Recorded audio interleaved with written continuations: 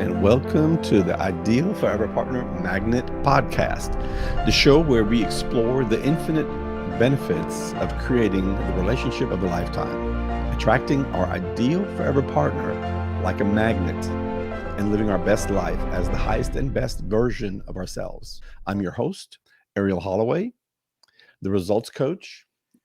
I was the fitness expert, gym owner, former real estate investor, and founder of UTAIY, Unveiling the Angel in You, and the World Impact Compound Movement.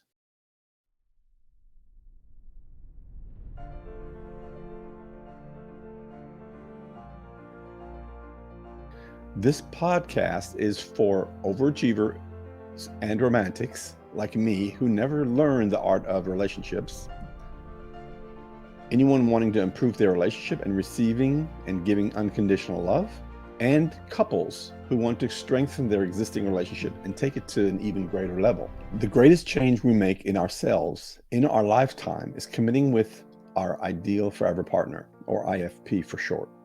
The biggest impact I can make in someone's life is coach them to manifest their ideal forever partner.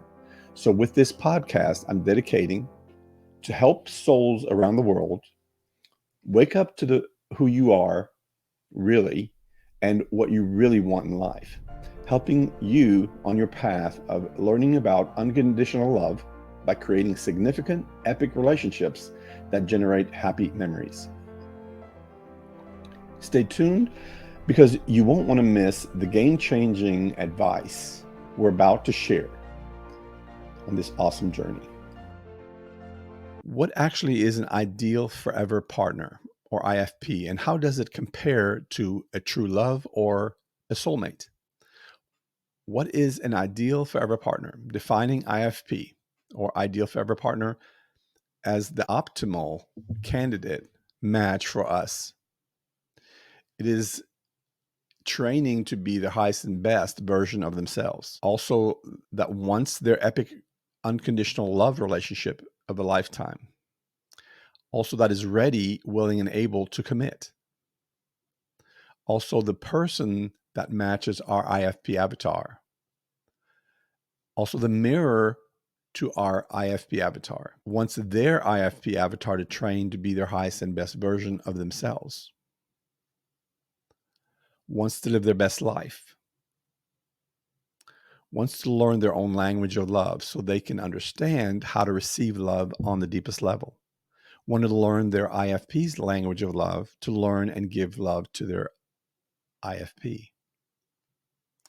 Want to give their IFP everything that it wants. Is a whole person seeking a healthy, warm, unconditionally loving relationship with their IFP that is also a whole person. Chooses to live an epic life, whatever that means to that individual. Seeks a committed, meaningful relationship that lasts a lifetime. Marriage can be important and add public acceptance value, yet we don't have to marry to commit, and committing is the imperative here. And I'm all for marriage, and marriage used to be, actually committing was what marriage became. There was no marriage before. People committed to each other. Then when marriage came or was identified as commitment, that changed over time. And now in this day and time, marriage is not synonymous with committing anymore. So committing is the imperative. Arell's golden nugget. We can change an endless amount of things in ourselves, but we cannot change anything in someone else. We can change an endless amount of things in ourselves, but we cannot change anything in someone else. That's a quote from yours truly. I shared the detriment of settling for the wrong person as your ideal forever partner. The outcome was grim for sure. I mean, doomsday grim. The last thing you want to do in your life is settle for something lesser than you truly want. This week, the question is, can your current partner turn into our ideal forever partner? And when are we deluding ourselves? Can our current partner become our ideal forever partner through transformation? The simple answer is if that person chooses to. Let me define a couple of things. Let's start with true love so we can get clear of any difference or differentiation between that ideal forever partner and soulmate. Distinguishing true love. The psychology field is ever attempting to define feeling with the mind. When asked about true love, those mind thinkers try to throw around words like infatuation and passionate and suggest that in order to be these states, we lose all rationale and compromise our principles. True love is actually about clarity, that there is something we feel in connection with another person and vice versa. Webster defines true love as one that is loved.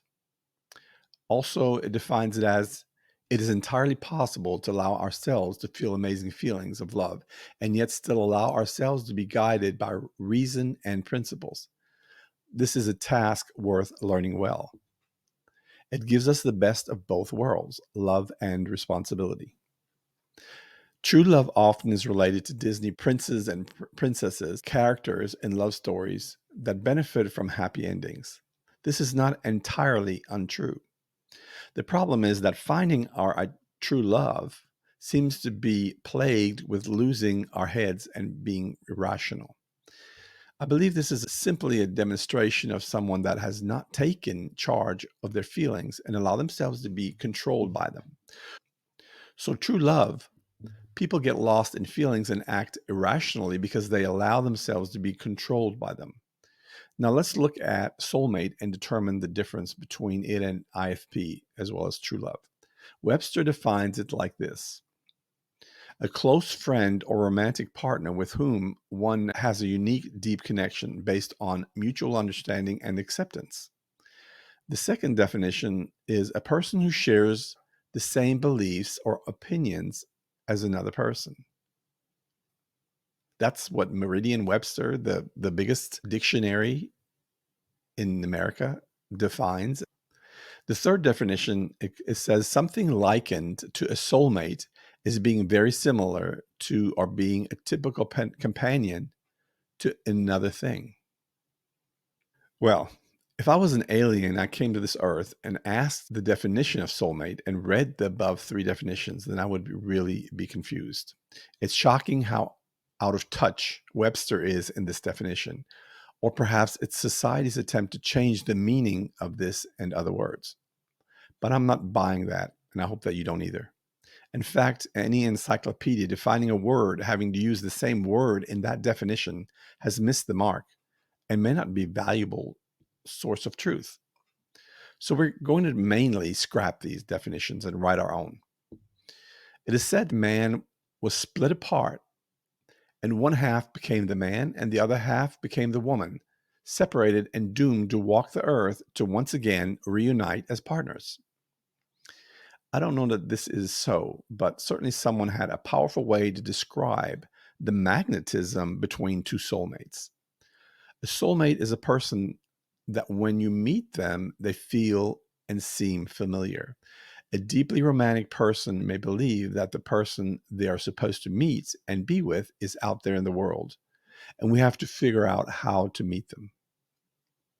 It is also said that sometimes soulmates are opposites and their relationship would be a turbulent disaster, yet they feel compelled to one another and drawn to be together. Often soulmates have to be together when it is best for both soulmates. Otherwise, the relationship can be disastrous. I've had experiences with a positive and a negative soulmate, and I survived both and learned much from both. That is what brought me to this point. The greatest impact I can have on any person's life is to train them to transform themselves to attract their ideal forever partner. So, true love, people get lost in feelings and act irrationally because they allow themselves to be controlled by them. Soulmates have to meet at mutually the best times in each of their lives, and they must also determine whether they are positive or negative soulmates and what lessons they hope to learn from their relationship with each other. The ideal forever partner brings all three of these mentalities together with a timing that works for each IFP now. The IFP actually trains and prepares itself to be the highest and best version of themselves, requiring this to make their relationship work. By each IFP elevating themselves to the highest and best version of themselves, both IFPs raise their frequencies and transform into a magnet for each other. This requires that both IFPs are ready and willing and able to commit to epic, unconditionally loving relationship. Learn to speak their own and their IFP's language of love, to understand them completely and know how to best love one another. Learn to give the other IFP everything that they want. Let go of all resistance. Move into the deepest level of love. Protect and honor their relationship for themselves and from others. Grow their love for one another deeper and deeper on levels that never knew was even possible. Train to be in charge of their emotions and feel fully. Train their children to follow their amazing examples to create generations of functional and unconditionally loving relationships with everyone around them and their family. So the IFP is a higher form of qualified, loving, and functional relationship that leads both partners to an epic, unconditionally loving relationship to live happily ever after. Sound like a fairy tale? It doesn't have to be. So an IFP is also a true love, check, and can also draw a soulmate when both IFPs are ready for their epic IFP relationship. So listen, I just defined IFP, true love, and soulmates. You're asking me earlier, what can my current partner, who is not under my current definition of IFP, can that person transform into my IFP? Let's look at the IFP's distinction again. An IFP is also a true love, check, and can also draw a soulmate when both IFPs are ready for their epic IFP relationship. So here it is. If your current partner is not currently your ideal forever partner, then they absolutely can become or transform into your IFP. A very important caveat here, though. It never works when we try to change another person. Instead, change yourself and give them an invitation to join your epic journey. In other words, they have to change themselves and they have to be willing to change themselves. We can't change another person. Otherwise, you will spend all your energy on attempting the impossible. For anyone out there that wants to tell me that they changed their partner into exactly what they want and exactly how they want them to act and look, then I have to reply, bullcrap. If that person did change, as you say, then that person chose to change because there's something that meant enough to them in order for them to change. That may have been being with you or not, wanting to leave or whatever that is. Congratulations for getting your partner motivated to change, but make no mistake, they only changed because they chose to change. We cannot make another person change. For the same reason, we cannot make another person angry, sad, hurt, etc. What the heck? What the heck are you saying, Ariel? Of course we can. I beg to differ with you. We cannot. What is actually happening is that you develop a talent for pushing that person's buttons, and they're merely reacting because you triggered them. They're unable to control their trigger, and thereby it seems like they are being influenced or controlled by you. In fact, they're allowing their trigger to control them, not you. You're merely the catalyst, so to speak. Let me put this in another way. Let's say that you're sitting by someone who is sitting across from a person you don't like. So you decide to use a rubber object and firmly bump the other person's knee who reacts in a knee jerk and kick the person you don't like, causing them to spill hot coffee all over themselves and burn themselves. Now, you did not control the person kicking the person you don't like. You used a trigger that created a knee jerk reaction. Could the kicker have avoided reflectively kicking the third person? Well, what if the kicker knew that they had this vulnerability and decided, since they are unable to control the reflex itself, that they will consciously only place themselves into situations where this would not be able to happen again? For example, they could only sit beside someone and never across from them. So if anyone ever did tap their knee, then they would not kick anyone. Or they could hold their hands over their knees when they're in the company of others. They could also wear thin knee pads when in public to make any knee tapping non-reactive. They could also choose to only surround themselves with people that would never use them to hurt someone else with. And they could also meditate to reduce their sensitivity of the reacting knee, reducing the chance of this ever happening again.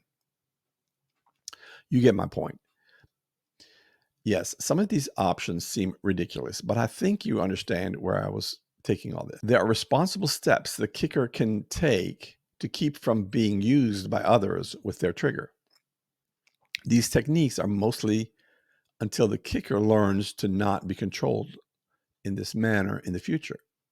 This may have been a harsh example, but I hope you get my point. I wanted to relate the trigger reaction to something that seemed so uncontrollable by the kicker, and yet demonstrate that there are options to avoid being used by others in this manner. It also shows that the kicker was clearly is possible of being used by others until they learn to control their own trigger. Finally, it shows that there are people that pride themselves in learning others' triggers and more than happy to use them in order to control situations and people if possible, and even hurt them. For this reason, it is imperative that we protect ourselves. How badly do you think the kicker feels that he participated, even involuntarily, in kicking, spilling of hot coffee, and burning of that person? Probably weak and powerless, I imagine. Just how the instigator likes them. Easy to control victim in their own minds.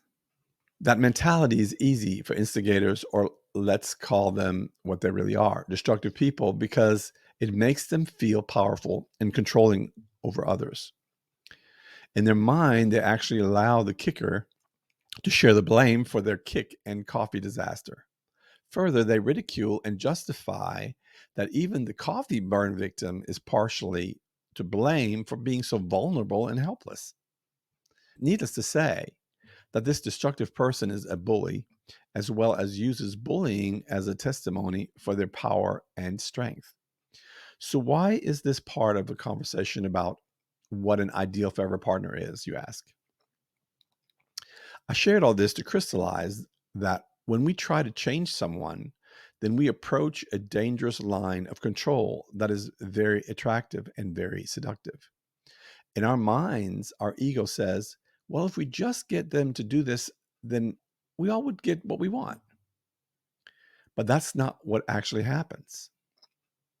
Remember, the way we do anything is the way we do everything. Once we start to control and become seduced by the illusion that it works, then we want more.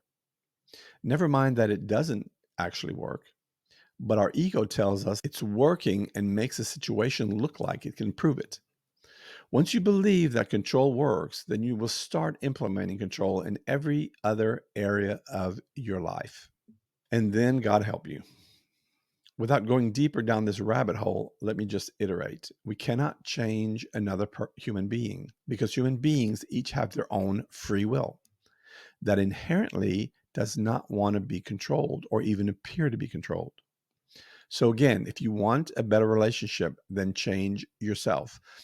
If you want more love in your life, then love more. If you want peace in your life, then be the peacemaker and start within you. This is what happens when you change yourself and you are in a current relationship. When you let go of all the control and choose love, then you diminish resistance between you and your partner. When you learn how you receive love and learn how to have love, and thereby learn how to give love, then your partner will follow your lead. When you start meditating and elevating your frequency, then your partner will want to come with you. If they do not, then you may want to consider that you are not in the relationship with your IFP, and you have to make a decision accordingly. When you let go of friction and resistance between you and your partner, then the resistance evaporates because no one resists what won't resist back. That's why it's called resistance. When you become more loving and learn your own language of love, as well that of your partners, then your relationship should level up in ways you never imagined. If your partner does not level up as well, then you may have to consider that you're not in the relationship that you think you are. Bottom line, when you elevate your frequency and your partner does as well, then they may transform themselves into your IFP. If they refuse to change, then you have to consider that you may not be with your IFP and make the decision of either going ahead to your best life, finding your IFP, or settling with your current partner and sacrificing your best life to settle with the situation you're currently in. Truthfully, moving ahead, leaving your current partner behind and choosing to seek your IFP is not just allowing you to live your best life, but it also will allow your current partner to seek out a partner that better suits them. So you're saving two lives here. You're saving your own life and you're saving the life of your partners. Neither of you will benefit from being with a less than ideal person. Further, your example here will be the example for your children you may have. Choosing to live your best life will also encourage your children to live their best life. Settling to stay with a less than ideal partner will teach them to settle in life as well, which can be detrimental to them in their future. But getting them to do it before you are willing to do it yourself is futile. Just like telling a child what to do and not to do as you say, it doesn't work. Children learn by example. If you tell a child to keep its room clean at all times and your own room is a mess, then you will be telling your child to clean its room until it moves out. It will not do what you don't do yourself. Parenting is not about giving directions or giving orders. Parenting is about being the example that your children can follow. And if they see the example, they will follow it and they will grow exponentially from it. Who knew? That's a lot to think about and digest, I know.